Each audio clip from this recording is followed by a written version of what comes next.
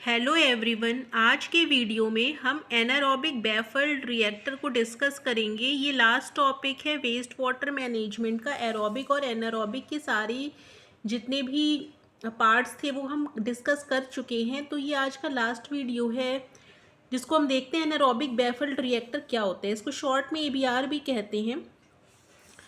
ये एक्चुअल में क्या होता है कि इम्प्रूव्ड वर्जन है सेप्टिक टैंक का। सेप्टिक टैंक जैसे कि घरों में बनाया जाता है जिसमें से सीवर वाला वाटर जाता है वहाँ पे और प्रोसेस होता रहता है। और उसको हम आप लोग जानते होंगे कि उस जो सेप्टिक टैंक होता है उसको हम लोग कनेक्ट कर देते हैं जो भी जो सीवर लाइन होती है उससे।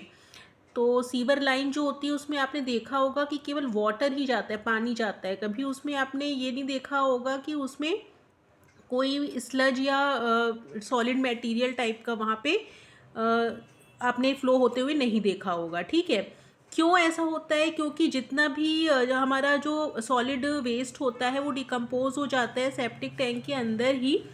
और कुछ एनारोबिक बैफल्ड रिएक्टर की तरह से ही उसकी भी वर्किंग होती है, जिसकी वजह से जो सीवर लाइन होती है उसमें केवल और केवल वाटर ही एंटर करता है। ठीक है, तो चलिए इसको देखते हैं कैसे होता है। Improved septic tank like organisation होता है। इसमें सीरीज ऑफ बैफल्स होते हैं जो कि काम आते हैं रिएक्टर के अंदर कंपार्टमेंट बनाने के। रिएक्टर के अंदर कंपार्टमेंट बना देने से क्या होता है, ज़्यादा सरफेस भी मिल जाता है जो भी डिकम्पोजिशन के लिए बैक्टीरिया को अटैच होने का भी उनको जगह मिल जाती है। बैफल्स होते क्या है, जैसे आप छुपने के लिए जगह नहीं बना लेते हैं हम, कई सारे अगर वॉल्स हैं तो वॉल के पीछे छुप सकते हैं। तो बैफल्स उसी तरीके के स्ट्रक्चर्स होते हैं जिसका यूज़ किया जाता है कंपार्टमेंट बनाने के लिए इनसाइड जो भी हमारा टैंक लाइक स्ट्रक्चर होता है उसके अंदर। तो देखिए उसका मैंने यहाँ पे एक डायग्राम बनाया हुआ है। सिंपल डायग्राम आपको बनाना है। आपको 1 2 3 4 कंपार्टमेंट बना देने हैं जिसमें सबसे पहला वाला आपका मेन टैंक रहेगा। उसके बाद बैफल्स की मदद से 1 2 3 3 कंपार्टमेंट और ये बनाए गए हैं। ये ज़मीन के अंदर बनाए जाते हैं। ठीक है, आप ये मत समझिएगा कहाँ बनाए जा रहे हैं, ज़मीन के अंदर बनाए जाते हैं। जैसे मान लीजिए वेस्ट वाटर आपका मेन इस टैंक में आ रहा है, जहाँ से भी आ रहा हो, सीवर वाटर आ रहा हो, इंडस्ट्रियल वेस्ट वाटर आ रहा हो, जो भी आ रहा हो यहाँ पे इकट्ठा होता रहता है। यहाँ कोई प्राइमरी ट्रीटमेंट के बाद वाटर नहीं आ रहा है, आपका डायरेक्ट आ रहा है वेस्ट वाटर। ठीक है, कोई प्राइमरी ट्रीटमेंट नहीं किया गया है। ठीक है, तो उसमें क्या होगा कि मतलब यहाँ पे कुछ ऐसा लगा होता है कि बहुत बड़े बड़े पार्टिकल्स उसमें एंटर करेंगे नहीं। वो पार्टिकल्स, बड़े बड़े जो पार्टिकल्स होते हैं वो हट जाते हैं, केवल सॉलिड वेस्ट टाइप की चीज़ें और वाटर वाला जो पार्ट है वो इसके अंदर आता है। उसमें बैक्टीरिया भी कुछ ऐड कर दिए जाते हैं जो डिग्रेडेशन करेंगे, एनारोबिक डिकम्पोजिशन करेंगे। तो होता क्या है, जो पहला वाला टैंक होता है उसमें जो डायरेक्ट हमारा जो वेस्ट वाटर आ रहा है उसमें सॉलिड वेस्ट ज़्यादा होंगे तो वो नीचे इस तरह से सेटल होते चले जाएंगे। उसमें जो बैक्टीरिया होंगे वो भी स्लज की फॉर्मेशन करेंगे। तो इसमें जो नीचे वाला जो ये सॉलिड सेटलमेंट है वो ज़्यादा होगा। उसके बाद क्या होगा कि इसमें आपकी जैसे जैसे माइक्रोबियल एक्शन होता जाएगा तो क्या होगा, इसमें थोड़ा सा इसका वॉल्यूम बढ़ता चला जाएगा। वॉल्यूम क्यों बढ़ता चला जाएगा वाटर की? क्योंकि उसमें गैस जनरेट होगी ना, थोड़ी बहुत गैस जनरेट होगी तो वॉल्यूम बढ़ेगा। वॉल्यूम बढ़ेगा तो ऊपर से जो पानी है वो देखिए इस पाइप से होता हुआ दूसरे वाले में चला आएगा। ठीक है, अब आप सोचेंगे कि जितना भी हमारा स्लज है वो तो नीचे है या बैक्टीरिया नीचे है, तो ऊपर से पानी आके इसमें करेगा क्या? इसमें कहाँ से डिकम्पोजिशन होगा? इसमें डिकम्पोजिशन का रास्ता क्या है?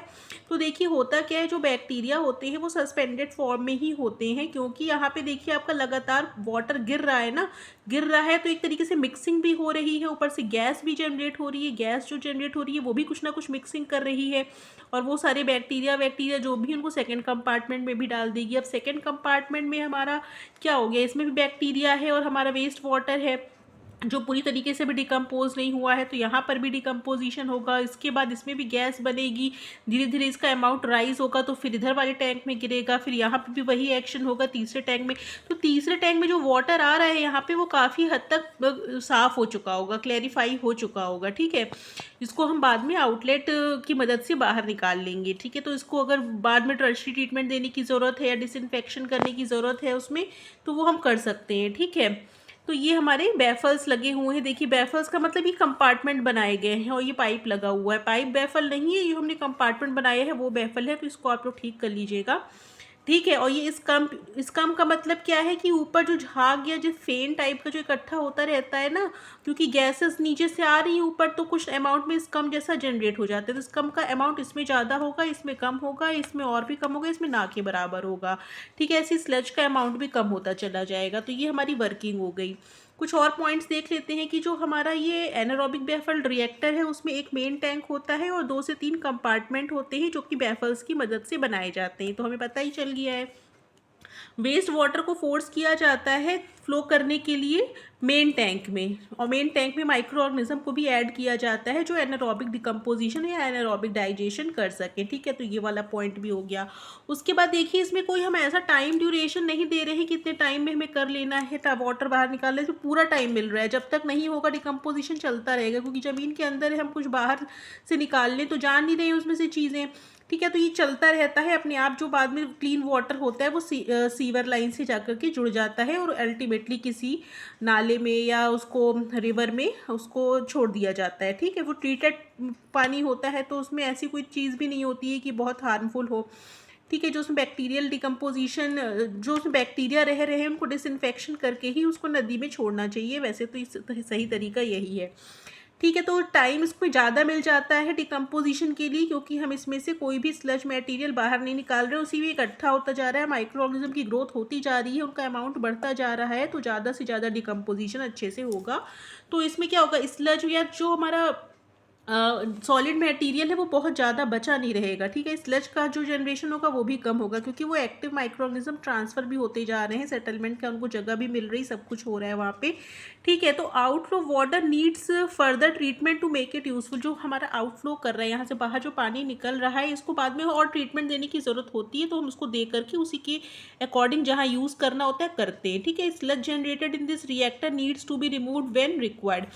अब जो इसमें स्लज इकट्ठा हो रहा है या सॉलिड मटेरियल जो है इकट्ठा हो रहा है, अगर मान लीजिए नॉर्मल जो आपका सेप्टिक टैंक होता है उसमें ये स्लज भी बढ़ता रहता है ना, बायोमास बढ़ता रहता है, तो उसको आपको रिमूव भी करते रहना पड़ता है। तो इसमें अगर जब रिक्वायर हो तब ऐसा करें, वरना इसमें कोई करने की ज़रूरत ही नहीं। इतना कंपार्टमेंट मिल रहे हैं कि स्लज के भी रिमूवल की बहुत ज़्यादा ज़रूरत नहीं पड़ेगी, क्योंकि वो ट्रांसफ़र होता जा रहा है। ठीक है, उसके बाद देखिए नेक्स्ट क्या है, इसकी एप्लीकेशन कहाँ कहाँ पे है। वेस्ट वाटर मतलब इंडस्ट्रियल वेस्ट वाटर ट्रीटमेंट के लिए इसका यूज़ किया जाता है, सीवेज ट्रीटमेंट के लिए यूज़ किया जाता है, रिवर वाटर या लेक वाटर के ट्रीटमेंट के लिए भी यूज़ कर सकते हैं अगर रिक्वायर्ड है इसको। अगर बहुत ज़्यादा गंदा पानी, जैसे आपका यमुना का पानी अगर आपको कपड़े धोने के लिए भी लेना है ना, उसको यूज़ नहीं कर पाएंगे, इतना गंदा है, तो उसको आप ट्रीटमेंट देंगे ही देंगे कहीं ना कहीं। ठीक है, ऐसी बहुत ज़्यादा कोई पॉल्यूटेड लेक वाटर है तो उसको भी ट्रीटमेंट दे सकते हैं इस तरीके का।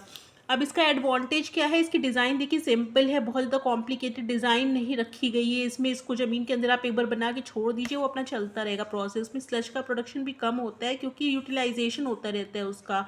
इसमें आपको गैस लिक्विड सेपरेटर के इंस्टॉलेशन की कोई ज़रूरत नहीं है, और इसमें एसिडोजेनिक और मिथेनोजेनिक बैक्टीरिया के वर्किंग कंपार्टमेंट भी अलग अलग होते हैं। वो कैसे, देखिए, एसिडोजेनिक और मिथेनोजेनिक। मीथेन गैस सबसे लास्ट में बनेगी, तो जो लास्ट वाला जो कंपार्टमेंट है, लास्ट के 2 कंपार्टमेंट हो सकता है उसमें मिथेनोजेनिक बैक्टीरिया जाता हो। एसिड हाइड्रोलिसिस होगी जब ऑर्गेनिक मैटर की, तो एसिड टाइप की चीज़ें बनेंगी जो आपके पहले दूसरे कंपार्टमेंट में हो सकता है ज़्यादा बने, या इस मेन टैंक में ज़्यादा बने।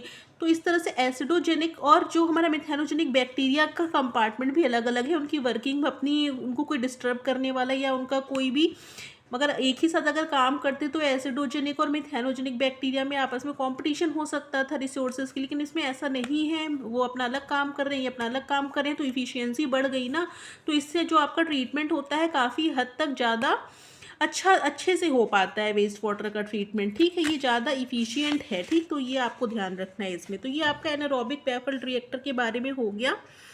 ईजी है, आप इसको अपने वर्ड्स में भी लिख सकते हैं। अगर आपके समझ में आ गया है तो उसको आपको लिखने में कोई दिक्कत नहीं होगी। ठीक है, डायग्राम अगर आप बना देंगे तब तो फुल एंड फाइनल आपको बहुत ही अच्छे मार्क्स मिलेंगे। तो आप हर जितने भी हमने आपको बताए हैं सिस्टम, उसमें कोशिश करिएगा कि एक रफ डायग्राम जैसा जरूर बना दीजिए। बहुत सुंदर डायग्राम कोई बनाने की यहाँ पे ज़रूरत नहीं है, लेकिन आपको वर्किंग थोड़ी बहुत तो दिखानी ही पड़ेगी। ठीक है, तो आज के लिए इतना ही रखते हैं। अगर पॉसिबल हुआ तो आज मैं सेक्रिफिकेशन का वीडियो और लेकर के आऊँगी, वरना फिर मंडे को, क्योंकि संडे को तो सबकी छुट्टी रहती है, तो आप लोगों की भी पढ़ाई से छुट्टी रहेगी। ठीक है, तो आज के लिए इतना ही रखते हैं। Thank you.